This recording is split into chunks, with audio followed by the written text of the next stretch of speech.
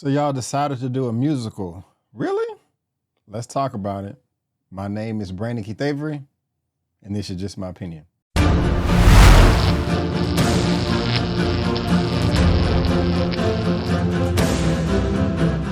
Hey, what's going on, everyone, and welcome back to another episode of Just My Opinion for my Joker 2 or Joker Folie Deux movie review. And if this is your first time finding me, if you happen to like this video, please give me the thumbs up and consider subscribing. We're talking Joker Folie Deux, and this is being directed by Mr. Todd Phillips, who also did direct the first film. He also produced A Star is Born and War Dogs, but when it comes to directing credits specifically, this man did Joker, War Dogs, Hangover Part 2, 3, Due Date, Hangover Part 1. I did like the first Hangover, the second one, the third one, not too much. Starsky and Hutch, I really did like, as well as Old School and Road Trips. I used to watch those movies over and over again when I was in college. If you are a fan of Mr. Todd Phillips, please let me know down in the comment section below. Now, when it comes to my expectations for this film, they were extremely low. I love the first movie. I thought it was a cinematic masterpiece. I only saw it one time because it freaked me out. The performance by Joaquin Phoenix really did send chills down my spine throughout my body. So I was like, wow, I cannot believe there are people this crazy in the world. And this is fiction, this is comic book, but it felt so real. But I only saw it once, but when I heard the news that this was a musical, my interest just really wasn't there. I saw the first trailer, and when it was put together well, but my interest, it just didn't peak. It didn't reach its heights to what it does with other films. And then they released this film early before the critics, for fans, other critics, everybody just was saying that it's just not as good as the first movie. So my expectations were low. So that's my thoughts going in. But before I get into the nitty gritty, before I talk about all my likes and dislikes, let me tell you exactly what Joker 2 Folie Deux is all about. Arthur Fleck is institutionalized at Arkham, awaiting trial for his crimes as Joker. While struggling with his dual identity, Arthur not only stumbles upon true love, but also finds the music that's always been inside him. All right, guys, the first thing that I loved about this film, and it's pretty obvious, are the performances by Joaquin Phoenix. I thought he did an incredible job. One of the best performances that I've seen this year. I won't go as far as saying that he blew me away as much as he did in the first one, but it was just still damn good. And I was convinced that this persona that he is playing of Joker, AKA Arthur Fleck, was real. And this man was really damaged on the inside, throughout his soul, throughout his heart, throughout his mind, throughout his whole body. Joaquin Phoenix sold this role very, very well. And not just from an acting standpoint, but a physical standpoint too, which, you know, does include your acting. I don't know what they did, whether they used CGI elements or if this was just prosthetics, a combination of both, or Joaquin Phoenix just lost a ton of weight for this role, but he really did seem sickly. Like he was malnourished, that he just was not getting those macros, those proteins, those carbs. It was just crazy. Look at him walking through the corridors of the prison of Arkham Asylum with all of his bones, his coming out of his back, his vertebrae, his spine, his shoulder blades, all of that. I was just like, wow, it looks like you're transforming, but it wasn't. That was just his normal state of being because he just wasn't eating. And that really did help just sell how crazy the Joker is, because it just didn't seem like he gave a crap about any of his surroundings. And that really does take a toll on your mind when you're watching this, or at least it did for me. The next thing I want to talk about that I really did like is the cinematography.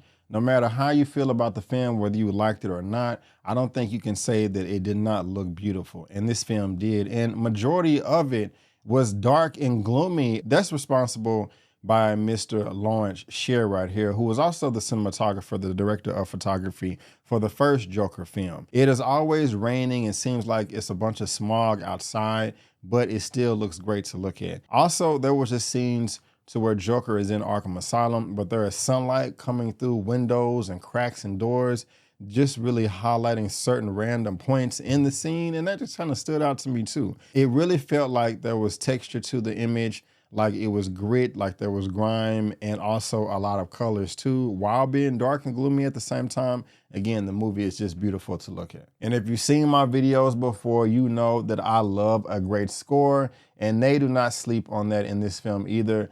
done by Hildur, and I am just not sure on how to pronounce this individual's name. Help me out in the comments, but the music, the score, the composition was dope as well. Especially at the very beginning of the movie where we're getting a tour, sometimes a bird's eye view of Arkham. It's going around all the corners and the camera is sweeping in and out of doorways and showing Joker walk to one part of the facility to the other.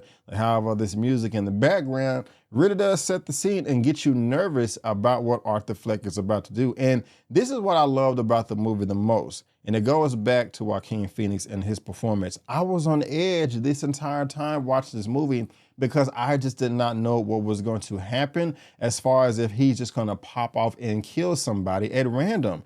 I just didn't know, and I was nervous. This is not really a story, and I'll talk about this in my criticisms about the film. So this picks up quite a while after the first one ends, and we are seeing the events of Joker at Arthur Fleck's trial from the murders that he committed in the first film. And with all of the people he has to interact with during this trial, I did not know who was going to live or who was going to die. I did not know if Joker had a knife, a pen, a bomb, a blade on his person, and he was just going to whip it out at some random moment and slice somebody's throat out or stab him in the eye or whatever. I just didn't know. And there was so many opportunities for the character to do this throughout the movie from beginning to end. It's just like you're playing Russian roulette. You just don't know what's going to happen or pop off at around the corner. And I like that when I'm watching certain movies, and it paid off well in this one because it did keep me at the edge of my seat, real talk. And what makes it more interesting is they tease you, because the Joker, Arthur Fleck, is bullied a lot in this film, and he's made fun of and just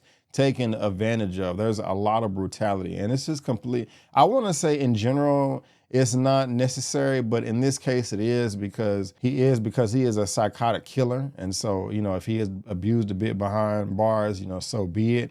But you just don't know, like, oh my gosh, is this going to be the event that's going to trigger Joker to go crazy again on some killing mayhem? You just don't know. And like I said, I felt that way through the whole movie, and it was a good scary feeling, It's just also nice to see a different mindset in society. We, for the most part, surround ourselves with people that we agree with and love. And if they have a complete 180-degree opinion different than ours, we tend to just stay away from those people.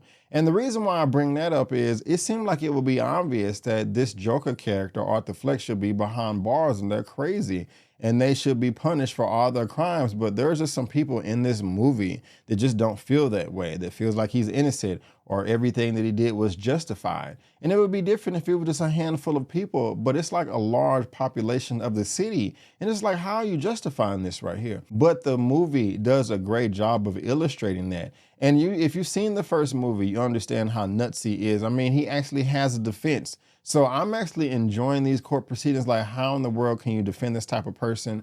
I'm trying to see all of the legal jargon of the rabbit holes that they go down and how they're going to flip this and flip that and explain it. And it is quite entertaining, if I had to be honest with you. I did want a bit more for the story because I don't really feel like it pushed itself forward. It was kind of a repeat or a rehash from a different perspective of events that we got in the first film, just really not as good, but I'll talk about that more in a second. And before I get there, I just want to talk about the musical aspect, the elephant in the room. It really did turn me off when I saw the trailer and when this was first announced, but the movie started out very well to me. I was really enjoying myself. Like, okay, we're 10, 15 minutes in. I don't know what all of the gruff is about this movie being so bad. And then we got to the first two musical selections in this film, and I thought it was brilliant.